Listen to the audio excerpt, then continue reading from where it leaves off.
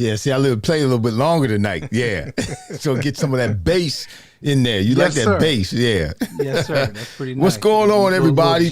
This is Wide Out's World. We are here, and we're live on the Fireplace. Yep, and we're live on Facebook. We're minus one wide receiver tonight, Fred Barnett, but it's me, Irving Fryar, and my best friend, Michael Timpson. We got to tell you that story one day. One day we'll tell you the story. One day. But yes, y'all, sir. Y'all can't get it. We don't have time to tell it today. We're down one. We'll let it do what we do with two. Yeah, we're going to do what it do with two, man. So listen, bro. Actually, we got some good news for y'all. We are going to be, Wide Out's World is going to be moving. We will give you all the details as time goes on, but we're going to be moving to another platform. So you won't be able to see us. Stephen Pace, what's going on? Holler out to you. Shout out to you, I should say. You won't be able to see us anymore on the Fireplace. You won't be able to see us anymore on my Facebook page, but you will be able to see us on the television, Roku. Yeah. So we'll be moving to that platform. We're moving up. Things have gotten better for us. Doors are opening. So Wide Out's World is getting bigger and better, going from faith to faith, glory to glory, going to new levels. Blessings on blessings. Blessings That's on the blessings. song. Yeah. And Yes, so, sir. but tonight is just the two of us. Just the two of us. That's it, boy. That's a bad song, man. That's a bad song. Don't go there. That's old Don't school. go there. Okay. Stuart Winrow, what's going on? Stuart Winrow is watching. He said, "Congratulations, thank you, bro. God is good, man. Just God is good." And let me tell you the story. If I can, I think I shared it with Mike this morning. Mike and I are prayer partners. We pray not every day, but often we pray in the morning and we share our stories and any challenges we're going through. So, I was arguing with God about just my situation. Listen, when you argue with God, you're going to lose that argument every time. Just know that. Every time. But God does. He's gracious. He allows us to fuss. And I was fussing with God, not at God, but just kind of fussing. And did he ask you, are you done yet? Yep, he did. Are you done He did actually. You done yet? You finished? Okay, let me tell you what's happening. So I finished fussing, and I was fussing about what's going on, Richard. Shout out to you, brother. He said, "What's up tonight, gentlemen?" Sir. It's just the two of us, me and Mike. So I'm fussing, and then when I finish, and I'm fussing to God about my situation. I'm still dealing with some of the fallout of my incarceration. There's things that I want to do that I feel I'm capable of doing, particularly in this space when it comes to internet and podcasts. And I want to do something at a higher level with maybe, an NBC or CBS or something like that. And I'm just fussing because people won't hire me because when my name comes up, they go on the internet and they search my name and the felony comes up. I got a felony attached to my back, and they won't hire me. And when I finished fussing, God said, "You finished?" And I said, "Yeah, I'm finished." He said, "I've already given you what you need. You already have what you need." And he said, "Moses, It's in your hand. It's in your hand. Moses. Take the staff and raise it in the air." I'm like, "What do you mean?" And then I got the phone call about this new platform that we're going to be on at RVN TV in Mount Laurel, New Jersey. I am one of the partners there. I am one of the executive producers there now. And it was just handed to me because of what we do on the internet with our shows. I have several other podcasts that I do. There was a guy who had been watching me, who had been observing me. He loves what we do. And he said, "Listen, because of what you do, I'm going to make you a partner, bring you in. You're 33.5% ownership in this business. And I just need you to do what you do." I'm like, wow. Okay. And so that's where we're going. Yeah, that's where we're going with Wide Out's World. So God is good. Well, he's awesome. The good thing about that is a lot of times we are so wrapped up in our plights, we forget to see what God is really doing. Mm-hmm. And it's always a good reminder when you can look back and see where he brought you from, and then you get a glimpse of where you're going. Mm-hmm. But a lot of times we have to take our vision off of the problems that we're dealing with. Right. So we're able to see some of the things that God has for us because it's out there. Because he's a good God. He wants to bless us. And oftentimes we miss that. So kudos to you for seeing that, brother. Well, we're But on you our have to see way, it with bro. spiritual eyes. But you got to Right. see it with spiritual eyes. There you go. That's the You're key. right. If you don't You're see it right. with spiritual eyes, you're gonna miss it every You're time. gonna miss So, it. You're gonna miss it every time. And then good news, but I had an opportunity today, again, like what you were saying, just to share with a little bit more about in terms of what you were saying in terms of us seeing it. I had an opportunity today, or I was asked to go to. It was a nursing facility to pray for one of the members of my church, to pray for her mother-in-law. And man, I walked up in there. And I'm like, oh my gosh, I will never complain about anything ever in my life. I mean, perspective. Oh my gosh, because it's almost like, oh my gosh, I prayed for the lady, and it's. I hate to say it this way, but it's almost like this nursing home, and there's hundreds of seniors in there that are not capable of taking care of themselves, but they're not like on their deathbed. They're they're up, they're going about, not they're in wheelchairs and stuff, but they need people to take care of them. But it's almost like they're there waiting to die. And it's like, man, my gosh, thank you, God, for health and strength. Thank you for peace of mind. Thank you for being in my right mind, because it could easily be me, or could easily be my mother or somebody else's mother. You know what I'm saying? It's just, it puts it in perspective and makes us appreciative of where we are, what we have, what God has done and doing in our lives. Mom is on the line. Look up, you can get up. If you can look up, you can get up, brother. There you go. Mom is on the line. Ed Crawley is on the Mom. line. Yep, Mama's watching. So you're going to say what? What were you going to say? The people that are watching right now, they needed a word. You gave them a word. See that right there? You've blessed somebody just by inspiring them and telling them, you know what? God's got it. Mm-hmm. God's got it. Mm-hmm. All under control. Yeah. All right, brother. By testimony. Amen. So listen, everybody, this is a NFL football focused, centric podcast where we look at what's going on, particularly with wide receivers in the NFL, though we're not necessarily going to talk specifically about wide receivers today, but what's happening currently in the NFL and caught fire, which it does every time this year, caught fire this week, was free agency. Free agency the last couple of days has been on fire. I mean, there have been a lot of moves. There have been a lot of signings, a lot of money being spent. Crazy money being spent, man. I wish we were born way too soon, Mike. We were born way too soon. Way too soon. But you know what? It's each era, because if you think the era before us, right? They said when we got paid, right? They were born too soon. And it just keeps going, man. And but when I look at it in comparison, let's compare it though. In comparison, yes, our era did make more money than the era before us. But when you look at it in terms of the cost of living and inflation and all those things, you put all those things in together to create context of the situation. These cats are making way more money than we made. But you remember when you look at a guy who's making $11 million a year, when you got a guy who is not necessarily, he's an average starter. Let me say it that way. You have average starters, guys who are not stars, they're not Pro Bowl guys, they're not all even pro second guys. Tier. I've seen second tier guys. Yes. I mean, they're making crazy. Yeah, they're making $10, $11 million a year. Now, the money that we made, and see, $10, $11 million in a year, that's more than I made in 17 years. Mm-hmm. That's more than I made in 17 years. Right. The most I ever made in a year was $1 million.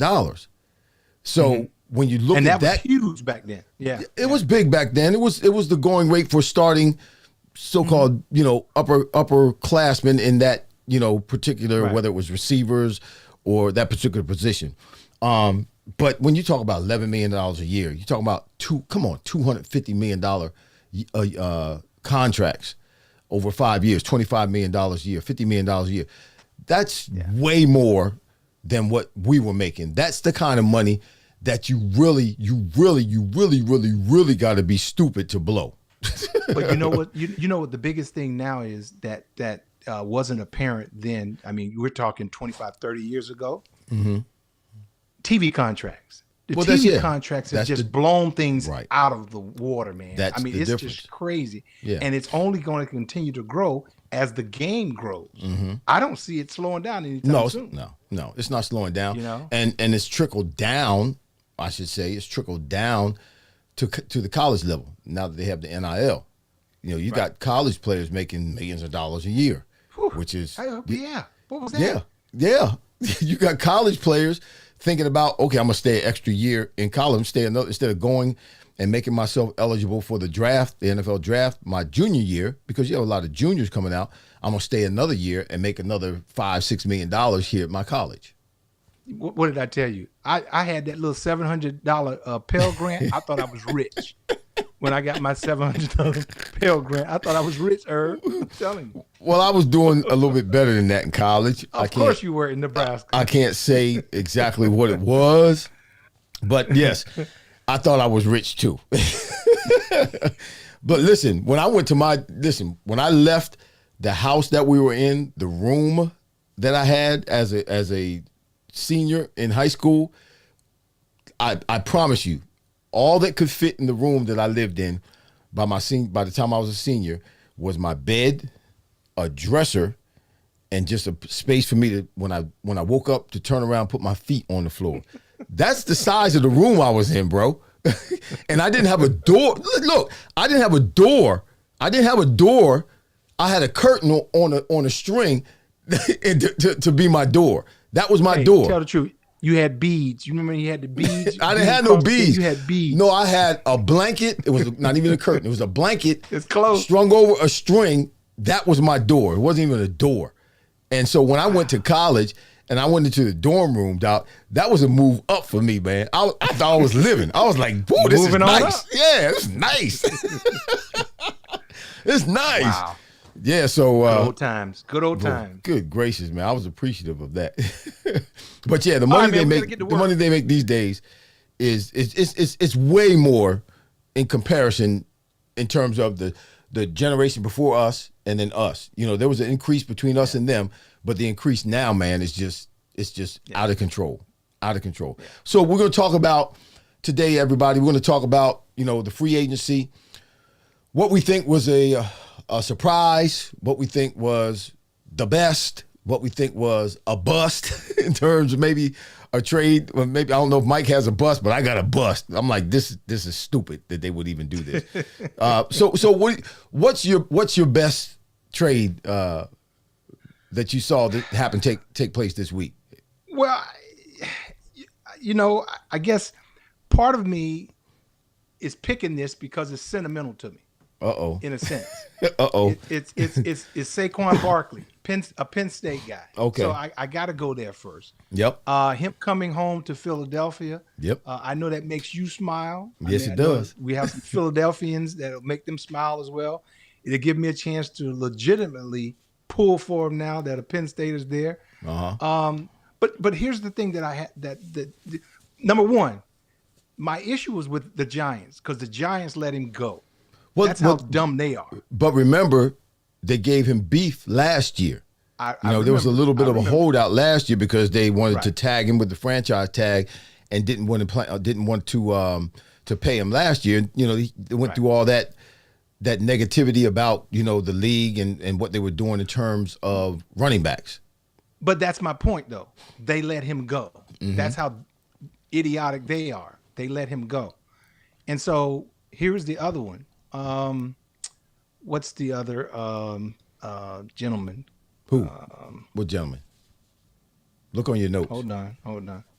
No, it's not my notes. I missed. I'm looking for you on the screen. You went off the screen. Oh, I'm here. No, that's your computer. I'm on the screen. You hear and see me okay? No, you fine. You hear and see me okay? Yeah, you're straight. Wow. Okay. All right. That's your computer. I know. I had a whole bunch of stuff moving. Anyway, so I'm gonna keep talking until I pop back up. Oh, you're not. So, you can't see yourself on the screen. No. I can see I can see the light from your computer screen going in and out because it's getting darker and lighter. That's okay. I'm gonna keep working. So check this out. I got you. I still got you. Yeah. Here's the thing. I like the move, but my question is with Philadelphia, they didn't do anything to the defense, and I think more than anything, they needed to do something with their defense. Now, the thing that concerns me about Barkley going there, you didn't use DeAndre Swift. So now you have Barkley, obviously some would say that's an upgrade. Yes. I liked Swift. Right. They just didn't utilize him. So I'm afraid some of the same things that we saw will happen again with Barkley. Your thoughts? Well, I mean, it's interesting that you mentioned that, and we haven't talked about this, y'all. We just kind of share with one another what subjects we're going to talk about, but we don't get into detail about it, about who we're going to talk about. We just create a topic and we do our research and we talk about it. But it's interesting that you say that about Saquon, because one, yes, I'm extremely excited about him coming to the Eagles. Former second pick in the draft. I never really thought, he's had some injuries early in his career, but he's been able to bounce back and be productive. He was very productive the last few years.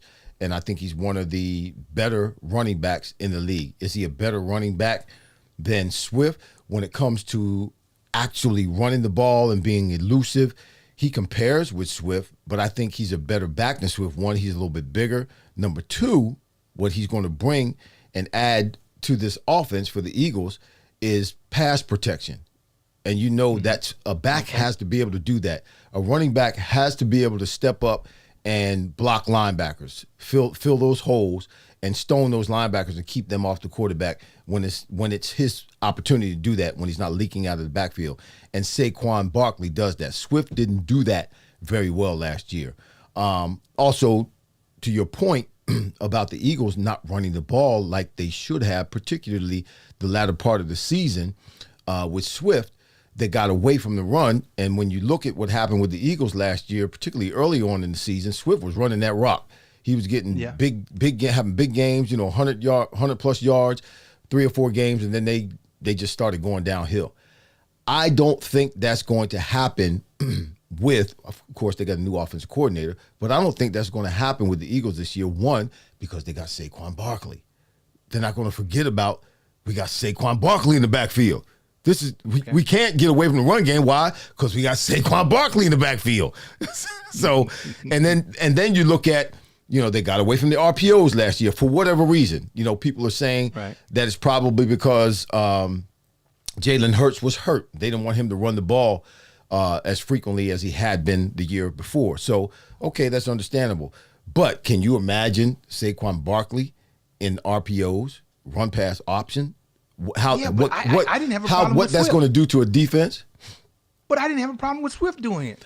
Swift was but Saquon he's got a name, okay? He brings a name to the table, and he's a strong, capable. But let me ask you this: productive back. Catching the ball out of the backfield, Swift is not bad at all.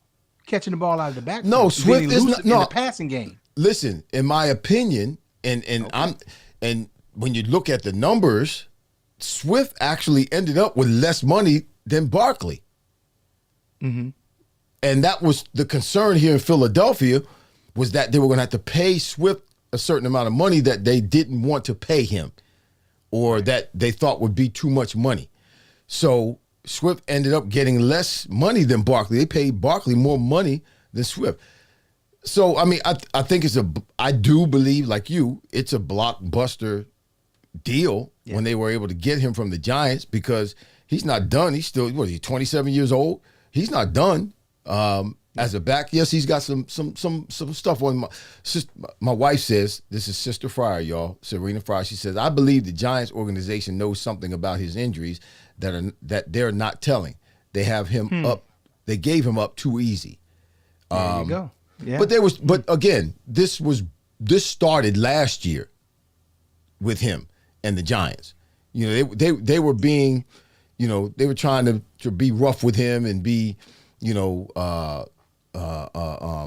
stern with him last year. Yeah, but you still have Daniel Jones. So whatever they do, I'm not a fan of it. So Daniel Jones? Like, who is Daniel Jones? The quarterback. I know who Daniel Jones is, but I'm saying, who is Daniel Jones? But I'm just saying, they're holding on to him. They're holding on to him.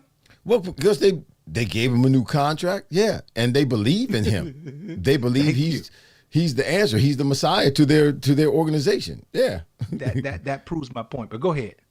Well, your wife has a point. She does have a point, though. It's a point. It's something that it may be something. It could be something. But yeah, his injuries were what, back in 2020, I think it was.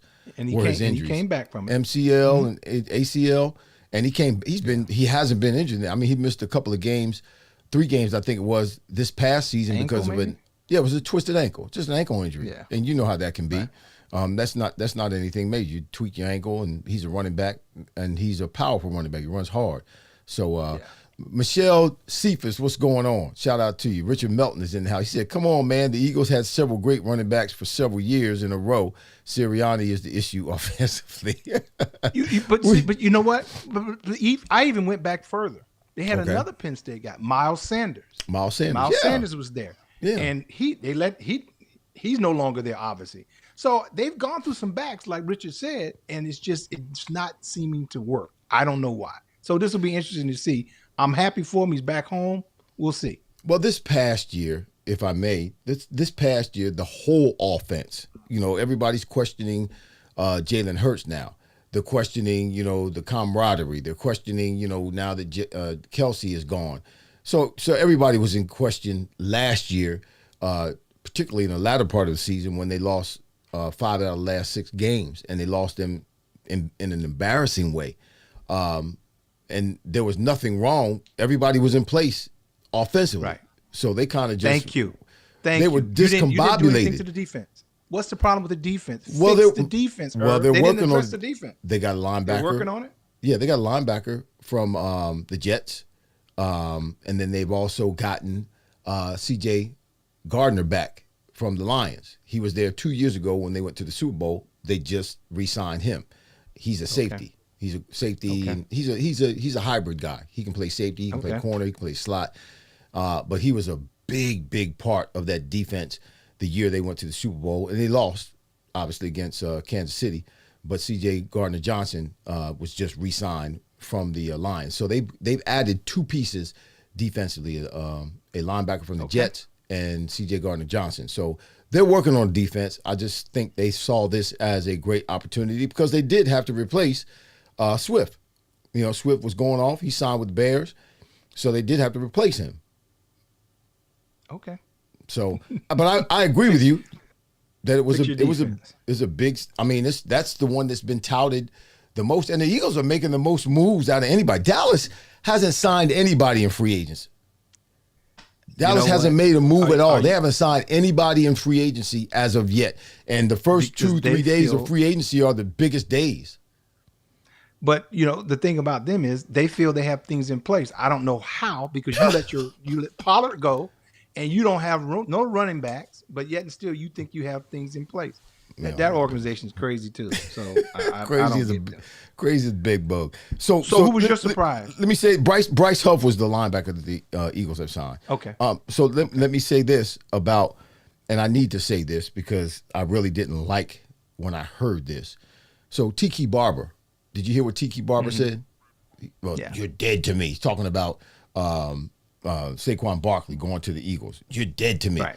First of all, who are you? Tiki Barber, who are you? Talking about you're dead to me. Who are you? You're not God. You don't determine the lifespan or whether somebody's dead or just be quiet. What do you mean? That bothered me. Who are you? You're not anybody to be able to talk about, well, you dead to me. Who cares about what you... Okay. Well, he was just saying, you're no longer a giant. That's all that was. You thought it was more than that? I didn't. He meant it more than that. Meaning not literally dead, but that he should not have gone to the Eagles. That's what he was saying. Like, you're our enemy now. You've gone to the Eagles. You betrayed us. You've done something wrong to us. You purposely spit in our face. No. This man has got to do what's best for him. And the opportunity came for him. And he's going to do, listen, I believe this whole thing with Saquon Barkley is going to be very similar to what I experienced when I left New England and went to the Miami Dolphins. When I went to the Miami Dolphins, it was like being born again. I went to a new system with new players, and my stats just went through the roof. And I believe Saquon Barkley is going to do the same thing. He's got a lot of talent around him. He's got a quarterback that's very capable. He's on a team that's on the rise, hopefully, prayerfully, continuing to be on the rise. They have a window that's open that they should be very, very competitive in terms of getting deep into the playoffs for the next couple of years. I believe this is, and you all can mark this day. What is this? March 13th at 7:28 p.m. Eastern Standard Time. I'm telling you, regardless of, and he had like 1,650 yards in 2022 from the line of scrimmage, 1,650 yards total, whether it was catching the ball or running the ball in 2022. He's going to have more than that. He's going to have his best year this year with the Eagles. Saquon Barkley. Quote me. If they use him. I'm quoting you. I'm writing it down. But they're going to use him. One, they have a new offensive coordinator. Okay, it's not the same offensive coordinator. Wait a minute now. Two, okay, he's Saquon Barkley. Not that he's going to pout about not getting the ball if they're not giving him the ball, but they know they have Saquon Barkley on their offense. They got to give him the ball. Now, new offensive coordinator, a lot of times that takes time. So keep that in mind. Now, you're saying they got a new offensive coordinator. You don't know how his system's going to fit, how the parts are going to move together. That takes time sometimes. So we'll see. Well, but it's either, and I can't recall his name right now, doggone it, the Eagles' new coordinator. But I've done a little research on him, and he knows how to use backs. He's familiar with having a stellar back in the backfield. So it's not necessarily who it is, but it's, okay, does your system use the back, which you have to do? Does your system include the back in what you're doing, the running back? So I just feel, I don't think it's going to get stale in terms of lack of use of the running back like it did last year. I mean, because last year they started off, pretty even, pretty balanced. In terms of throwing the ball and passing the ball, the Eagles. And then the latter part of the year, they just stopped running the ball for whatever reason. It was horrible. It was ridiculous. Swift wasn't getting any carries. That's not going to happen. That's not going to happen. One, because you got Saquon Barkley. Number two, because you got a new offensive coordinator. Yep. Okay. All right. So who was your surprise? Did you have a surprise? I got a bust. Who's your surprise? You got a surprise and a bust, or just a bust? Well, my surprise. Well, I was surprised when I heard this. My surprise was Derrick Henry going to the Ravens. Now the Ravens, because the Ravens were the number one rushing team last year. They rushed for 156 yards plus per game. Okay. But now they have Derrick Henry. Derrick Henry, he's 30 years old, 4 Pro Bowls, 2 times rushing champ.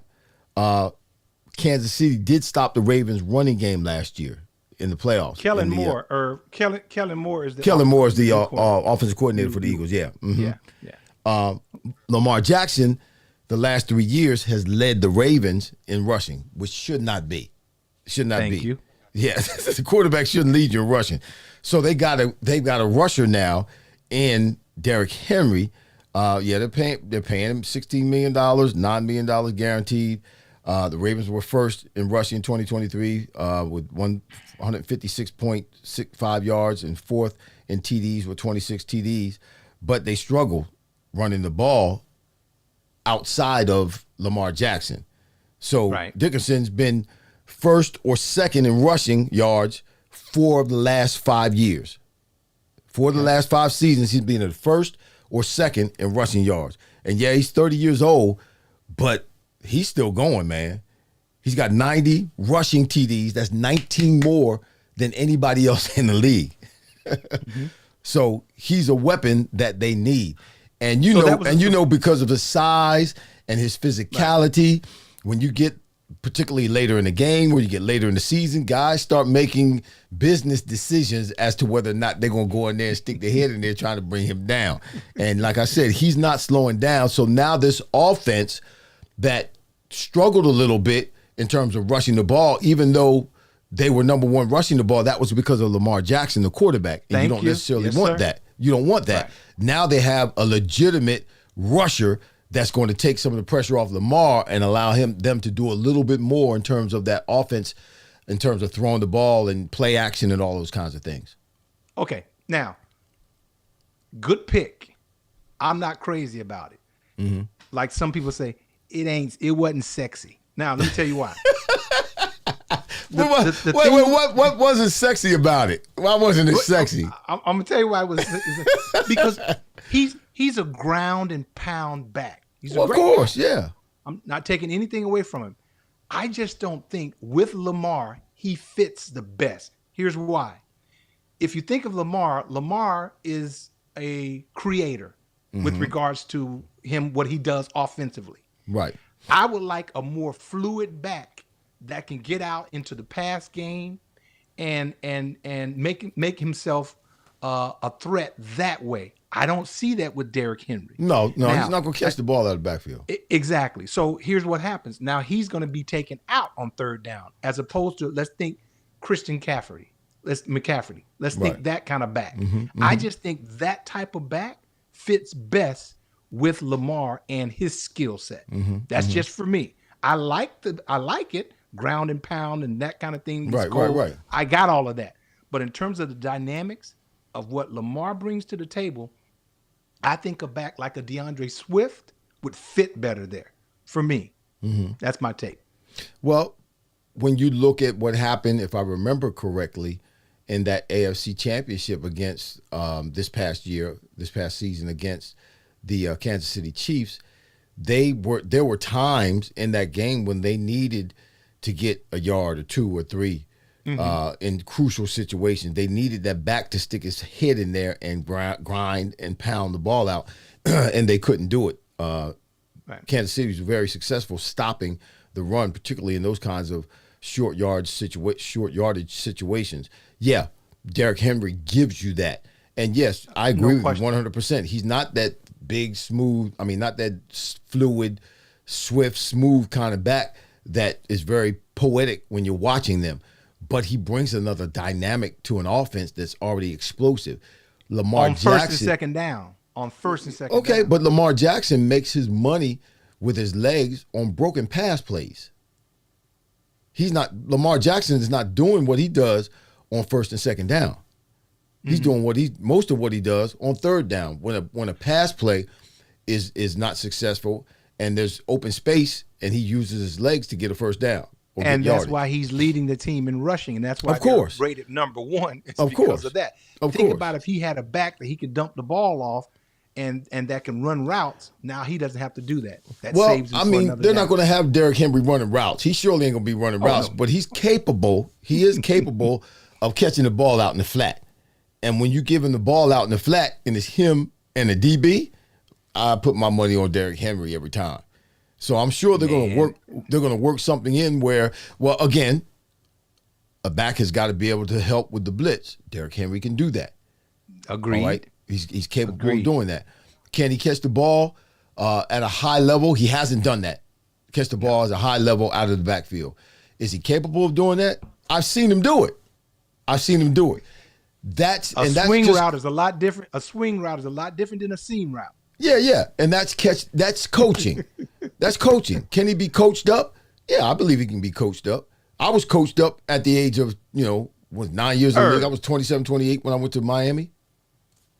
You can still be coached up. He ain't running no choice route. He ain't running no he's not running it. I'm not saying a choice route. All I'm saying is be an option out of the backfield catching the ball. How that's the offensive coordinator's job, to put together plays that put him in a position to do what he can do or what he's capable of doing. I just think the number 1 rushing team in the league and its quarterback, now they've added a rushing dimension to the team that they just did not have. It makes that team better. It was a surprise. If he still leads that team in rushing, then the experiment didn't work. Of course. You agree with that? Yeah. Okay. 100%. If at the end of the year, if Lamar Jackson is the leading rusher on the Ravens in 2024, yeah, it didn't work. Derrick Henry is supposed to be the leading rusher and should be the leading rusher if this trade or this free agent signing works. Derrick Henry should be the leading rusher for the Ravens in 2024. Let it be written, so let it be done. done. Okay. All right. So tell me your bust. Tell me your Oh, bust. I got a good bust, man. I'm gonna stay. Your free agent bust. I'm gonna stay. I can't understand this. I'm gonna stay with the Eagles. All right. Really? Yeah, I'm gonna stay with the Eagles. They made more moves than anybody, and they're getting more news than anybody, making more news, headlines than anybody in the league right now. Obviously, like I said, Dallas hasn't signed anybody, and that's a shout out to my wife because she's a Dallas fan. They haven't signed anybody, so they haven't gotten any better, and they've stayed where they are, which is not very good. So, Devontae Parker. The Eagles signed Devontae Parker from New England. Yeah, receiver from New England. He's been in the league for 9 years. First 7 years he was with the Miami Dolphins. Last 2 years he was with the New England Patriots. He's a first round choice in 2015 out of Louisville. 6'3", 215 pounds. Watch this now. That's a bust? You call that? Okay, listen to me. Let me give you these numbers. Then you might agree with me. Now, I believe they brought him in as a third receiver to replace Quez Watkins. Now, his salary this year is going to be $4.69 million for this year, which is absolutely redunculous. And he's although like the third receiver? Oh, yeah, as a third receiver. Come on, Mike. I mean, Russell Wilson's making $1.2 million a year. Come on, and Russell Wilson's going to start. No, he ain't really making. He's really making. No, he's making a lot more because Denver paying him 38. Oh, Denver's paying. Okay, yeah. So, and that's the same thing with the Eagles. The Eagles are only paying $1.2 million to him. The rest of it's being paid to him by the Patriots. But he's making $4.69 million this year, which is just so he's been in the league 9 years. Like I said, 7 years with the Dolphins, 2 years with the Patriots. Let me give you 2019. He had 72 receptions with the Dolphins. That was his best year out of his 9 years in the league. 2020. He has 63 receptions with the Dolphins. 2021, 40 receptions with the Dolphins. 2022, 31 receptions with the Patriots. 2023, last year, this past season, 33 receptions with the Patriots. But here's the number that I want you to understand. For his last 4 seasons, he's ranked last in separation. Okay. So who's monitoring that? Who's monitoring that? I forget what it was, but it was a legitimate whatever that does the stats. It was a legitimate on the sideline. Oh, he didn't get. No. It wasn't them. It's some statistician ranking entity. They do stats like that. From now on, I'm gonna make sure I get the stat. I heard it twice, but I couldn't remember because I was so focused in on the numbers. So in 2021, he was 132 out of 132 last. In 2020, no, it was 2020. In 2021, he was 127 out of 127 in terms of separation. In 2022, he was 122 out of 122. In 2023, he was 115 out of 115. Separation. Yes. Now. Yes. They have a for defensive linemen. They have a statistician that they do in terms of who gets off the ball the quickest. It's not making it up. He's last. Last year, he had 94 yards, no TDs, and his longest catch was 30 yards. That's a bust. I don't know. He's here. I'm gonna make another prediction. I'm gonna prophesy this one. I'm gonna make another prediction. He's not going to make the team. Okay. He's not even going to be on the team. When the team is narrowed down to the 53 or however many players they have, it's 53 now. When they narrow the team down, cut everybody down to the 53-man roster, he will not be on the Eagles team. This was a business decision. First of all, Philly didn't have to pay much. If he gets cut, guess what? Now the Patriots don't owe him anything. Right, but it's a bust. That's what I'm saying. I'm just saying it's a bust. It's a bust. That was a business move because as well as I do, sometimes those GMs know each other. Hey, I need you to do this, and they work it like that. Okay, it's a business bust then. It's a business bust. So they're not out of anything though. The Eagles are looking at it. He's a camp body. We're not out of thing. We'll take a flyer on it. That's all that was.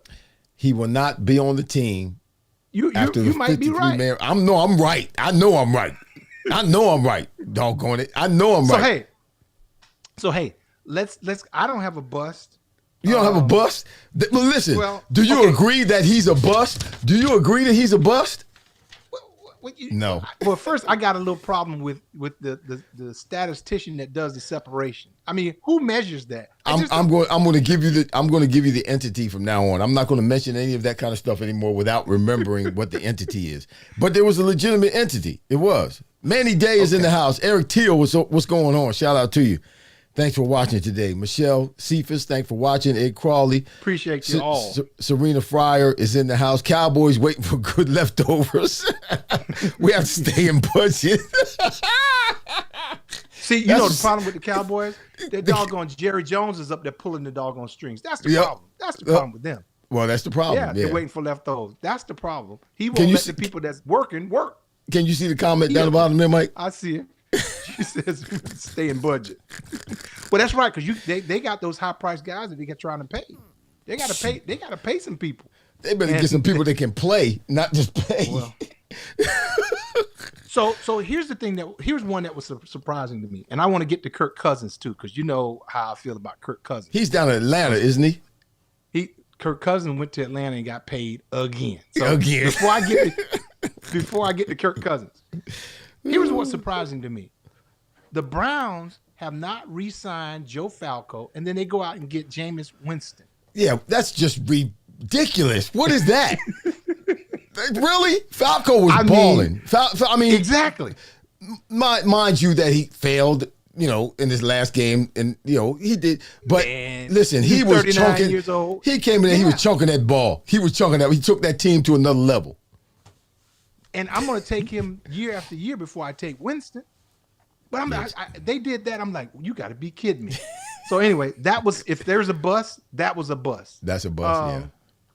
So here's my thing. Kirk Cousins blew my mind. And we had talked about this the previous week, how Kirk Cousins just keeps cashing in no matter where he goes.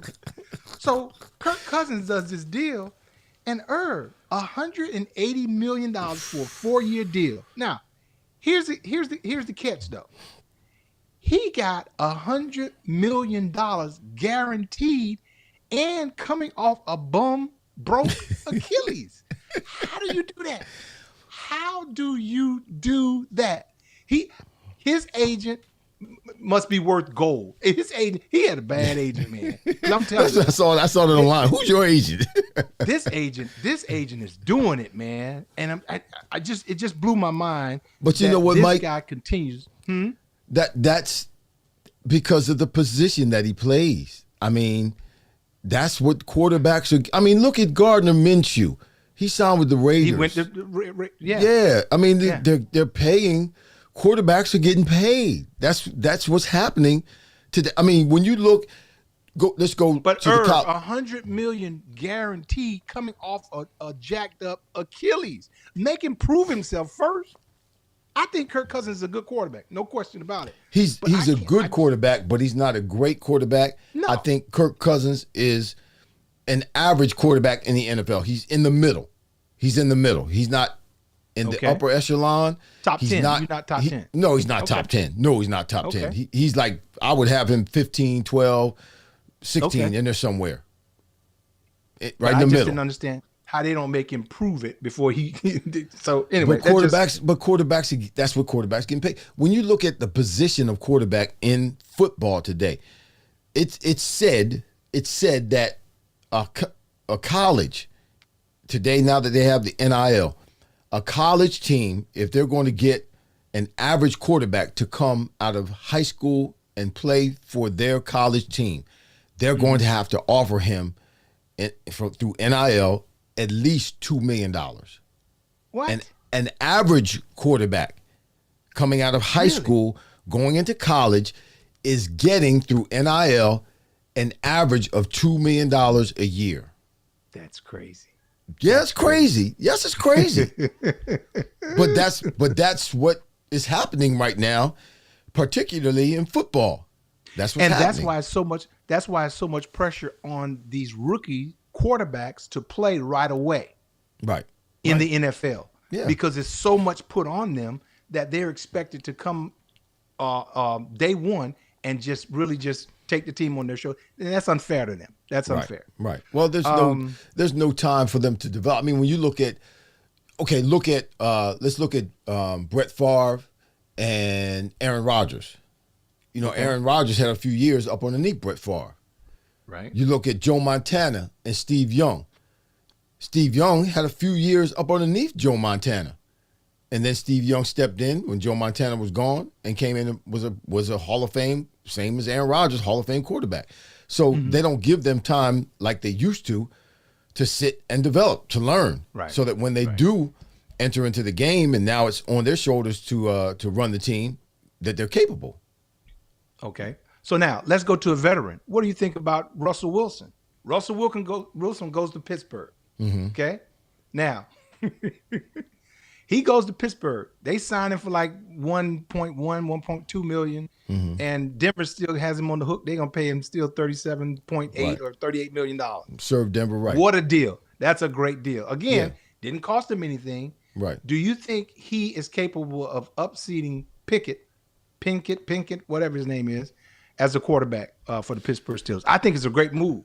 I think it's a great first of all, Tomlin's a great coach. Yeah. And I when you hear Tomlin talk about coaching and talk about relating to players and talk about culture and talk about all those things that a head coach has to really understand and implement and then execute on his team. Tomlin, I mean, he's got it all. He's at the top of the mountain. I think this is going to be a great time for Russell Wilson to be up underneath Tomlin. Tomlin knows he's got a wounded duck coming in emotionally and psychologically because where he was with all that was going on in Denver. That was, we don't hear Russell Wilson talk about it because he's not that kind of guy. He's not going to spew venom. He's not going to talk negative about a team or talk negative about his coach. So he just sucked it up and bore the brunt of what was happening last year. But he is wounded. He's wounded. This is a breath of fresh air for him. And I believe it's the same thing that's going to happen with him with Saquon Barkley. It's a new opportunity for him in a new place with a great coach. He's got people around him. He's got people to throw to. It's a team that's doing things that they just through free agency brought in Patrick Queen, who was with the Ravens. So they're making some moves defensively. They had a bunch of holes when it comes to their linebackers, particularly middle linebackers. The last couple of years, they had 2 injuries last year that really jacked them up. Patrick Queen is going to be able to come in from the Ravens. He plays at a high level. He had his best year last year, Pro Bowl last year. So that's going to help them defensively. I'm sure they're going to make a few more moves. But no, I think this is a great – I'm cheering for Russell Wilson this year. I'm cheering for him with everything that I got because I want to see him be successful. And when you look at his numbers last year, even though the team wasn't very successful, his numbers weren't bad. No, not at all. He was still like in the top 12 in terms of quarterbacks. Yeah. So and Pittsburgh got rid of the receiver that was always Pickens stopping on the routes. Johnson. Pickens. Is that Johnson? No, Johnson. That was the one that was doing that. Johnson was the one I think that had a couple times he didn't block or something like that. Yeah, that's the one we were talking about. They got rid of him. But yeah, I like the pick as well. Him going there and again, see, just like what I talked about, proving himself, Atlanta and Kirk Cousins, they're giving him an opportunity to prove himself in Pittsburgh. To see, okay, are you going to do it? And then obviously they'll sign him to something a little bit longer. So it's a good opportunity. I hope it works out as well. Well, I don't know what you think, but I think by the time the season starts, Russell Wilson will be the starter for the Pittsburgh Steelers next year. Yeah. Well, I think the team has lost confidence in this Pickett guy. I haven't heard anything great. So I'm sure everyone from top to bottom is looking for Russell to come in there and cook, as they say. Let Russell cook. So hopefully it works out. Yeah, I'm excited, but I thought it was a great move for him because who's the quarterback in Denver? Who's the quarterback in Denver? Just to see if you even knew. Who's going to be the quarterback? I have no idea. I have no idea. Well, that that's the serves problem in Denver right now. Well, that serves all of them right. I can't think of the coach's name right now, but it serves him right. Peyton, yeah, Sean Payton. Serves him right for disrespecting Russell like that, man. It just what happened on that sideline for me is just inexcusable. And I go back, and I shouldn't do this, but I don't say it out loud, but I'm going to say it now. But I go back personally. I go back in my mind to when Sean Payton was he was suspended for a year for the bounties he was putting out on players. Right. So for me, that means you don't care about the players. You don't care about the players. If they had enough information, the NFL wise, to suspend him for a year because he was doing that kind of thing. And don't get me wrong, we label guys and we don't necessarily try to take them out and injure them, but we want to make sure we neutralize them in some kind of way, but not take guys out. So you're messing with guys' livelihood, you're messing with guys' family, you're messing with their future, you're messing with their career. So to me, he doesn't care about football players. I was really disappointed when that happened, and to see him do that with Russell Wilson on the sidelines like that. And again, he had an altercation with him or said what he had to do, and then he walked away. Then he came back and did it again, which that was just way too much for me. So I've got no respect for Sean Payton. But you know what? He kind of set the table for that before the season even started. Remember, Payton came out and says, well, we don't want him kissing babies. It was something to that. Yeah, yeah. So he started the year off, when he got there. So I'm not surprised that it ended that way. Mm-hmm. So let me see what this Manny Day is saying. Manny Day is in the house. Used to be Tom Landry's system. Had Danny White on the bench years. Mm-hmm. Yeah. He had Ron Springs on the bench when it was their time. They came out like beast. No system like that anymore. Like the Dallas Cowboys. Grooming. Trying to groom people. Yeah. And they don't do that wait anymore. their turn. Yeah, don't do that anymore. Shout out what to have you, you done for me lately? Now. What have you done now?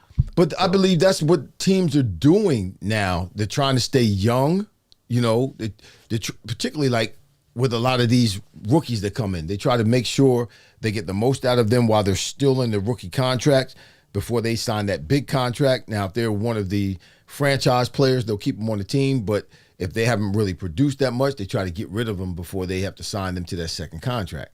So teams are trying to stay young. Yeah, they can't sit those guys that long. For that the money that they're making, there's no way they can sit a guy on the bench for any extended period of time. Well, no, they're not trying to sit them. They just want them to produce while they're still in their rookie contracts. Mm-hmm. You know, and that's why you see a lot of these guys being dealt around in the free agency because they're coming off. I mean, Patrick Queen, he's coming off his rookie contract. Right. The Ravens didn't want to keep him because they signed, Lamar Jackson to all that money. They signed one of the other linebackers to all that money last year, so they didn't want to give him a whole bunch of money, so they got to let him go. Right. Well, to your point, I'm thinking of the one quarterback that had it rough is Justin Fields. Justin Fields hasn't come off the board yet to go anywhere. I think the Patriots would be good to get him. But I believe they're going to draft the quarterback. Yeah. But I'm just like, where does Justin Fields fit in somewhere? I would love, and I think the league is saying to Justin Fields, because when you look at Gardner Minshew and he signs with the Raiders, really? And then you look at Justin Fields, and he hasn't signed with anybody. I think the league is saying to him, you're not a starter, or the league sees him as not a starter.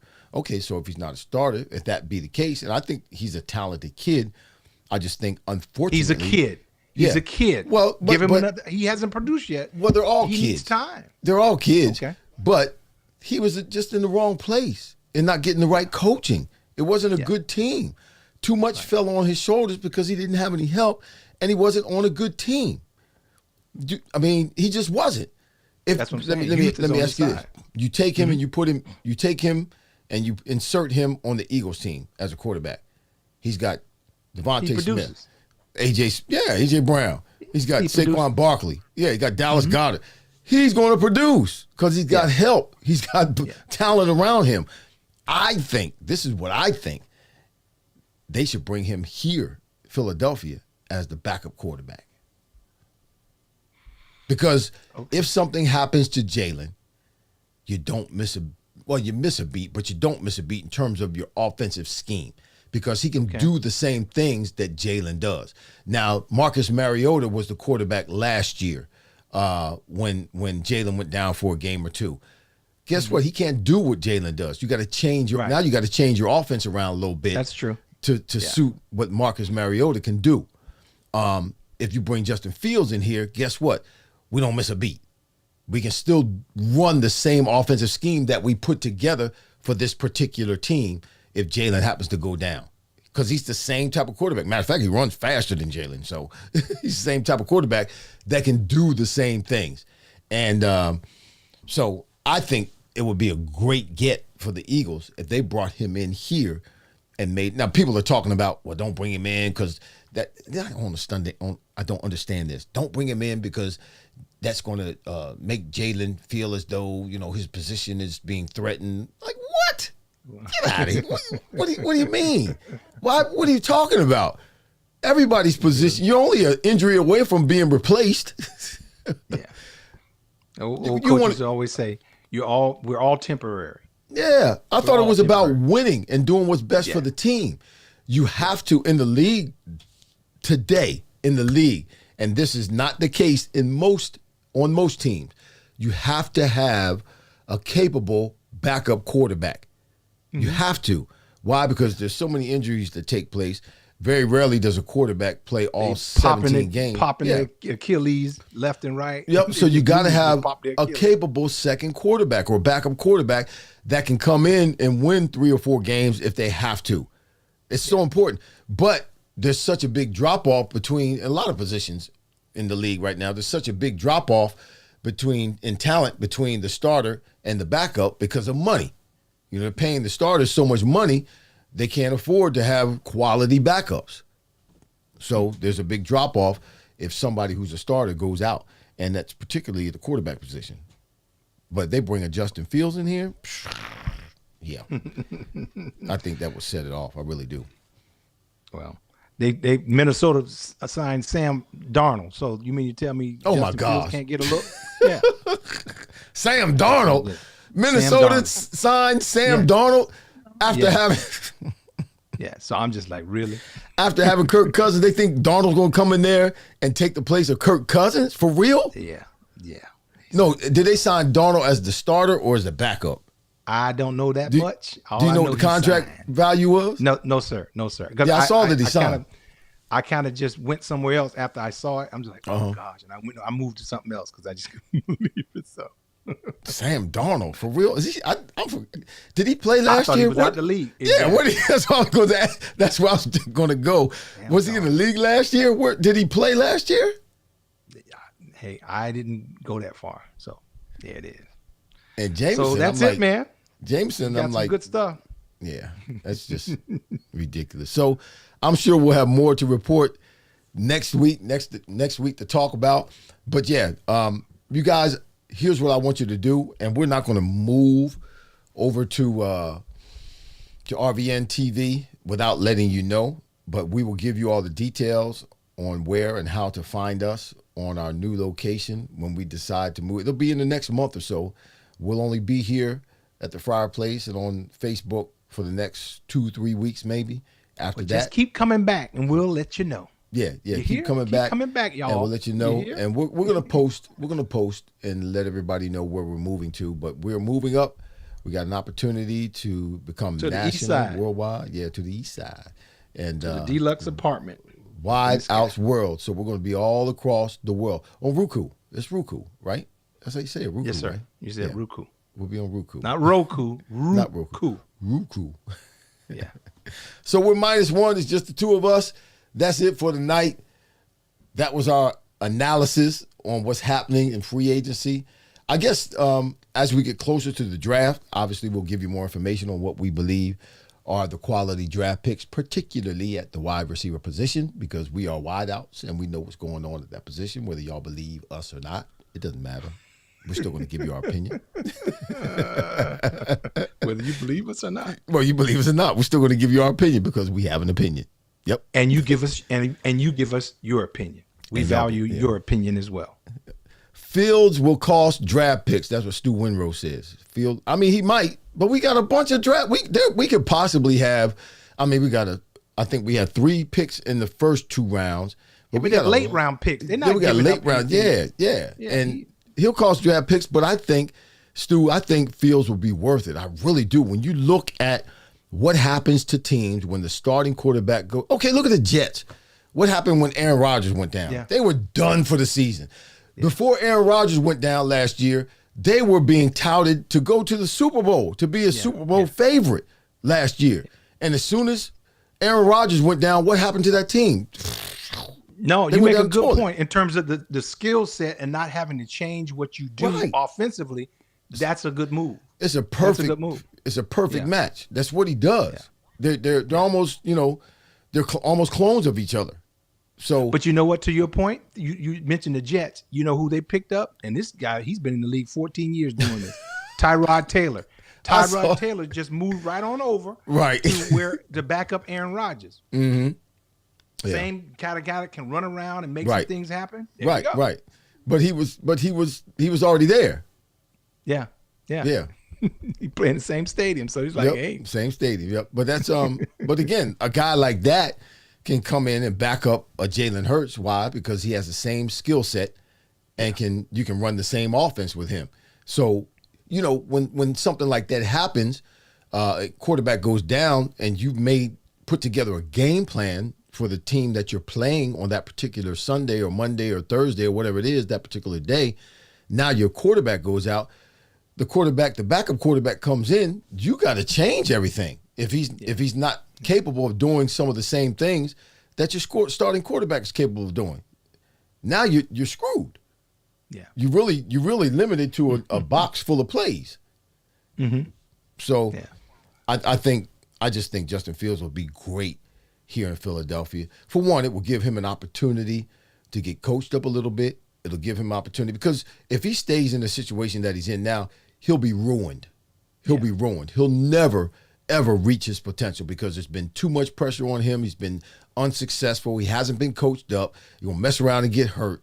And, all that negativity, he'll wind up never, ever reaching his potential. I think being able to be behind Jalen Hurts and given the opportunity every now and then to play and to develop, not staying on the team for the next 10 years, but 2 or 3 years in that system as a backup, then he ends up being a starter somewhere else and can be productive. I think it can help the Eagles and help him. Yeah. All right, y'all. We'll see y'all next week back here at Wide House World on next Wednesday night at 7 p.m. Let me shout out to some folk, Mike. Yes, sir. Okay. Eric Teal in the house. Vinny Capriati is in the house. Stu Winrow is in the house. Shout out to you. Manny Day, shout out to you. Michelle Cephas, shout out to you. Let me see. Stu Winrow said Stu Winrow. Eric Teal said Eric Teal. They making a lot of comments. Richard Melton is in the house. Shout out to you. Serena Fryer is in the house. She's a Dallas Cowboys fan, y'all. She made a couple of comments today, too. Nate Parker is in the house. Billy Bell is in the house. Yes, Ed Crawley is in the house. Mama is in the house. Good gosh, all y'all in the house. Folk watching. Stephen Pace in the house. Shout out to everybody. Stu Winrow, you again, too. Thanks for your support. We do appreciate you. We'll be back next week. This is Wide House World. We'll be right here at the fireplace. You notice we have to look at our fingers to get them right. You saw me do that? Did you see me look at my fingers? Did you see me look at my fingers? Act right fingers. Do this fingers. Wide House World. We out of here, y'all. See y'all next week.